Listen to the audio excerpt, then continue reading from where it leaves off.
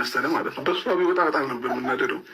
እኔን መምሰሉ ደግሞ አስደስቶኛል። እና ቁርጥ አፍንጫው፣ አይኑ፣ አስተኛኘቱ የምሬ ነው ጌታ እኔም ቁርጥ ነው ይመስሎና ራሴን ኮፒን ያደረኩ። ለማንኛውም አቤት ውበት! እኔም ልጅ እያለሁ እንዲህ ነበርኩ። ኧረ ፎቶ ግን አይተኸዋል እንዴ? ይኸው እዚህ ጋር አቀፍነው ቆም አውራ።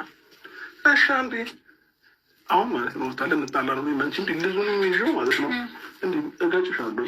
አሁን እንደገና ትተኛለሽ እኔ እሄዳለሁ። አንቺ እንደገና ሐኪም ቤት ማዘዋወሩበት እንትን አቅም የለኝም። ኧረ እባክህ እኮ አንተ እስኪ እንደሱ ለማድረግ አቅሙ ካለክ ሞክረው።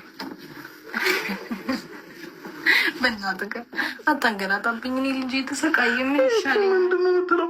ልጅ እኮ ከተወለደ በኋላ እንደዚህ መሆን የለብሽም ሩታ። አሁን ዋና ይዞ ይሄዳሉ ከ15 ቀን በኋላ። በጣም ፈረንጆች አላየሻቸውም? ውሃ ውስጥ ማለት ነው። ገና እኮ ነው ትንሽ እነሱ ቢያንስ ቀና ሲሉ አራስ ልጅ እነሱ አንድ ወር ነው በቃ። ከአንድ ወር በኋላ ዋና ይለማመዳል። የትኛው ውጭ ሀገር ያለ ልጅ ማለት ነው። የእኔ ልጅ ደግሞ ማለት ነው እንደ ውጭ ያለው ነው እንዲኖር የምፈልገው። አይቻልም። እኛ ሀገራችን ባህል ወግ አለን በስነ ስርዓት። ወጉንማ ታውቂዋለሽ። እኔ ከሀገሬና ከባህሌ እያጣላችኝ ያለችው እኔ በአንድ ወር ዋና አለማመደዋለሁ።